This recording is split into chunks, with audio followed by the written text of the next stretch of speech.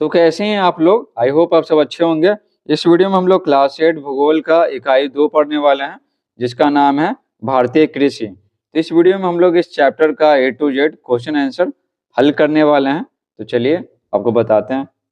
तो देखिए, ये रहा क्वेश्चन आंसर अभ्यास के प्रश्न।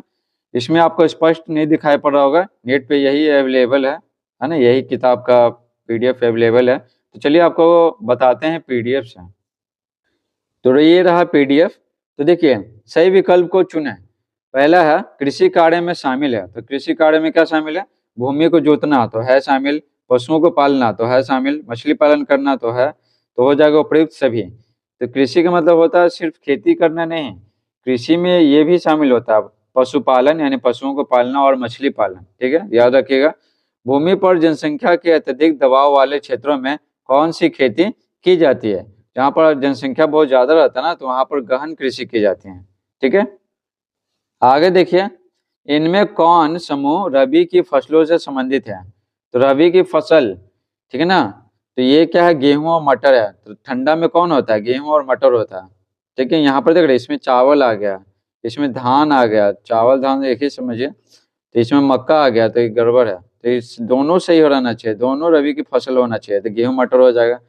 जूट की फसल प्रमुखता होती है, तो जूट की फसल मुख्यतः बिहार में कहाँ होती है? किशनगंज और पूर्णिया में होती है। ठीक है, किशनगंज और पूर्णिया में। बिस्कोमान उपलब्ध कराता है, तो बिस्कोमान क्या उपलब्ध कराता है? किसानों को खाद बीज, तो हो जाएगा क। ठीक है, किसानों को खाद बीज उपलब्ध कराता है। आगे देखिए, खाली जगहों को उपयुक्त शब्दों से भरें। पहला है स्थानांतरित कृषि को डैश भी कहते हैं, तो दहन कृषि भी कहते हैं। ठीक है, स्थानांतरित कृषि को। उत्तरी बिहार में मखाना और केला की खेती ना वाणिज्यिक कृषि है। वाणिज्यिक कृषि ये पैसे के लिए किया जाता है कि इसको डायरेक्ट बेच दिया जाता है और पैसे प्राप्त कर लिए जाते हैं।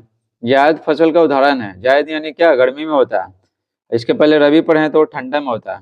तो जायद फसल का उदाहरण है क्या? तरबूज हो गया, ककड़ी हो गया, खीरा हो गया, सब्जियां हो गया, ये सब जायद फसल है। तरबूज और ककड़ी खीरा आपको पता ही होगा, पूरा गर्मी में मिलता है, इसमें पानी की मात्रा काफी ज्यादा रहता है।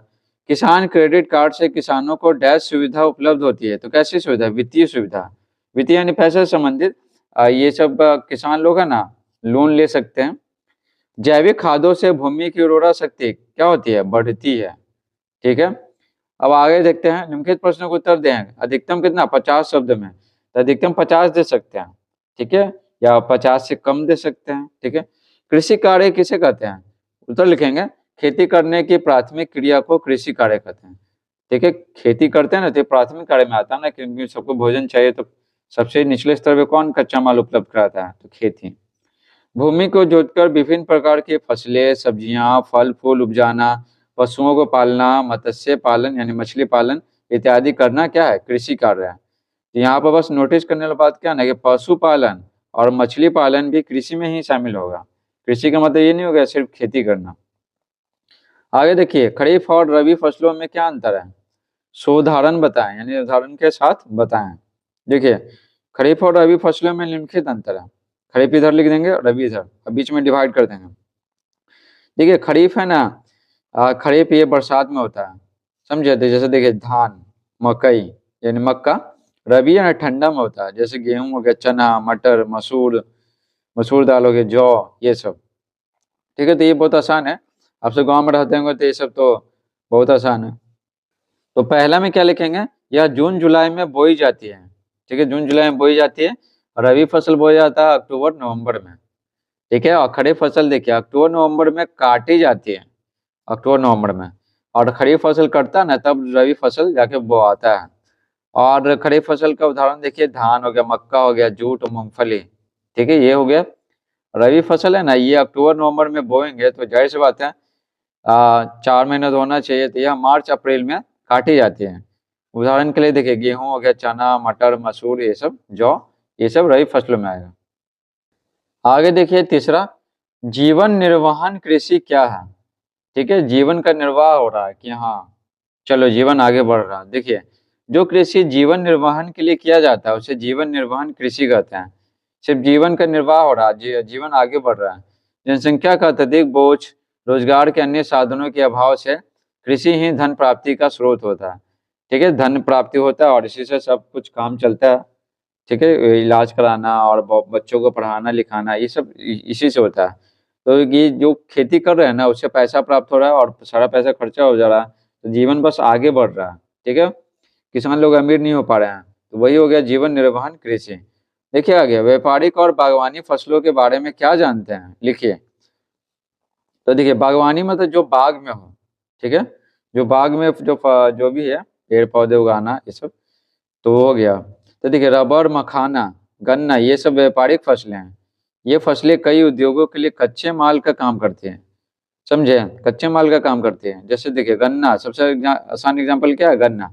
तो गन्ना रोपते हैं तो गन्ना फिर जाता है फैक्ट्री में, फिर उसे चीनी हो गया, मीठा हो गया और बहुत सारा चॉकलेट बनता है।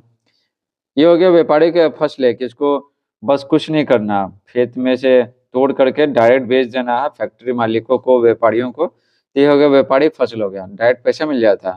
बागवानी फसलों के अंदर देखिए फल आएगा, सब्जियां आएगा और सजावटी पौधे आते हैं। ठीक है, बहुत सारे जो होता है ना फूल का पौधा, तो उसका भी तो खेती होता है। ठीक है, तो हो गया। और जैसे देखिए बागवानी क्या बाग में लगाएंगे, केला, आम, लीची, फूल। ठीक है ना, फूल जो पूजा पाठ वाला फूल है और फिर शादी ब्याह में जो सजता है। ठीक है, तो ये फूल का भी एक तरह से क्या है, व्यापार होता है। निम्नलिखित प्रश्नों को उत्तर दें, अधिकतम कितना, 200 शब्दों में। 200 शब्दों में दे या 200 से कम में दे। बिहार की कृषि की क्या विशेषता है। तो देखिए बिहार के कृषि की है ना मुख्य विशेषताएं क्या इस प्रकार हैं। तो क्या क्या है, तो देखिए बिहार के कृषि है ना मानसून पर आधारित है। यहाँ पर सिंचाई की जो सुविधा है ना हर किसान के पास उपलब्ध नहीं है। पर्याप्त वर्षा से अच्छी फसल होती है, लेकिन जबकि अल्पवृष्टि यानी बारिश कम हुआ है, ठीक है, जितना होना चाहिए उतना नहीं हुआ। तो अल्पवृष्टि से फसलों का क्या होता है, नुकसान होता है। फसल ठीक से फसल का जो पैदावार है ठीक से नहीं हो पाता। खेती करने के तरीके क्या है ना, यहाँ पुराने हैं। हल बैल हो गया, कुदाल, खुरपी ही प्रमुख उपकरण है। परंपरागत कृषि यहाँ की विशेषता है। परंपरागत कृषि मतलब जो बहुत पहले से करते आ रहे हैं ना उस तरह की खेती करना। ठीक है, आधुनिक तरीके से खेती नहीं करना, जैसे ड्रिप सिंचाई हो गया, ठीक है, स्प्रिंकलर हो गया, इस सब। छुपी हुई बेरोजगारी कृषि की खास विशेषता है। कृषि जीवन निर्वहन के लिए किया जाता है। यहाँ पर देखिए छुपी हुई बेरोजगारी क्या होता है ना, जैसे मान लेते हैं एक खेत है, ठीक है, इसमें 2 आदमी काम कर सकता है, ठीक है, प्रॉपर, लेकिन इसमें ना परिवार के 5 सदस्य लगे हुए हैं। तो इसको क्या बोलेंगे, इसको बोलेंगे छुपी हुई बेरोजगारी। 3 को तो बेरोजगार हो गया, समझे, 3 को तो एक्चुअल में क्या है, बेरोजगार है। काम तो इस खेत में क्या बस 2 ही लोग का है, बाकी 3 लोग और लगे हुए हैं, यानी 5 लोग हो गए टोटल। तो बाकी 3 लोग क्या है, बेरोजगार हैं। ये हो गया छिपी हुई बेरोजगारी, पता नहीं चलता है कि बेरोजगार हैं। कृषि जीवन निर्वहन के लिए किया जाता है। बिहार में ना जैसे जैसे जनसंख्या बढ़ा, जो जमीन का बंटवारा हुआ ना, तो जमीन छोटा छोटा हो गया। तो बहुत सारे किसान है ना सिर्फ अपना जीवन निर्वाह करने के लिए खेती करते हैं। ठीक है, ये नहीं कि खेती से बहुत ज़्यादा पैदावार हो और फिर उसको बेचे तो बहुत ज़्यादा पैसा मिले, तो ऐसा नहीं है। कृषि किन कारणों से प्रभावित होती है। तो देखिए कृषि निम्नलिखित कारणों से प्रभावित होती है। पहला है वर्षा पर निर्भरता। देखिए भारतीय कृषि क्षेत्र का है ना 1/3 यानी 1/3 भाग ही सिंचित है। ठीक है, शेष क्षेत्र मानसून की बारिश पर निर्भर करते हैं। मानसून की बारिश बारिश हुआ तो ठीक है, नहीं हुआ तो फिर फसल उत्पादन ठीक से नहीं हो पाता। कृषि ऋण देखिए छोटे किसान बीज, खाद आदि के लिए महाजनों से कर्ज लेते हैं। महाजन एक गांव में उपलब्ध रहता है, सबको ये क्या करता है, लोन देता है। मौसम की बेरुखी, बिचौलियों के कारण किसानों को पर्याप्त लाभ नहीं हो पाता और वे ऋण नहीं लौटा पाते हैं। लेकिन मौसम की बेरुखी, जैसे कभी ज़्यादा बारिश हो गया, कभी कम बारिश हुआ, कभी समय से बारिश नहीं हुआ, तो फसल उत्पादन जाहिर सी बात है घटेगा। और बिचौलियों के कारण, बिचौलिए, ये बिचौलिए है ना, जैसे फसल उत्पादन होता है ना, तो ये बिचौलिए किसानों के पास जाते हैं और खरीद लेते हैं सस्ते दामों पे। जो छोटे किसान है वो सोचता है कि क्या बाजार जाए, उतना पैसा भी खर्चा हो जाएगा। बिचौलिए ही सस्ते दाम पे किसानों से खरीद लेता है। किसानों को पर्याप्त लाभ नहीं हो पाता है, और क्या। तो जो ऋण लिए थे बीज, खाद आदि के लिए महाजन से, तो ऋण है ना नहीं लौटा पाते हैं। कृषि विपणन देखिए, कृषि विपणन अच्छी बाजार व्यवस्था के अभाव में किसान अपने उत्पादों को बिचौलियों व व्यापारियों को सस्ते दामों पर बेचने के लिए क्या है, बाध्य हैं। छोटा किसान कैसे जाएगा बाजार में बेचने के लिए, बाजार तो दूर होता है ना उसके घर से, ठीक है, उसके गाँव से। तो अच्छी बाजार व्यवस्था नहीं है कि ऐसी व्यवस्था होनी चाहिए ना कि किसान खुद बाजार में आके बेच सके, जिसको खरीदना है बड़े व्यापारी को वो किसानों से डायरेक्ट खरीद सके, बीच में बिचौलियों का कोई काम नहीं रहे। ठीक है, छोटे व्यापारियों का बोलिए और ये बिचौलियों का बोलिए, जिसका कोई काम नहीं रहना चाहिए।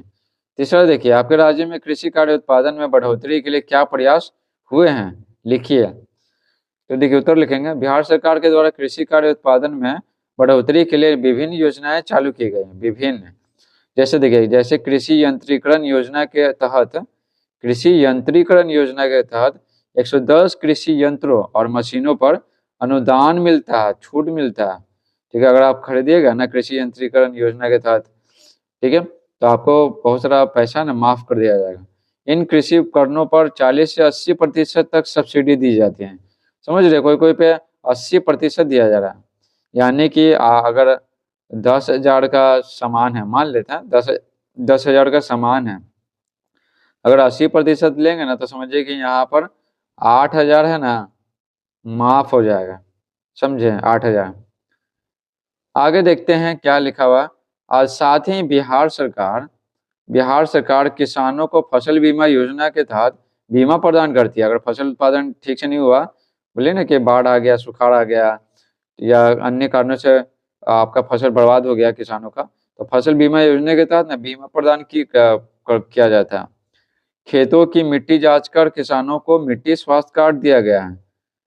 ठीक है, तो इससे पता चलता है ना कि खेत की जो मिट्टी है उसमें क्या क्या पोषक तत्व कम है, और वही पोषक तत्व किसान इस्तेमाल करते हैं खाद के रूप में, जैविक खाद के रूप में, तो फसल उत्पादन क्या होता है, ज़्यादा होता है।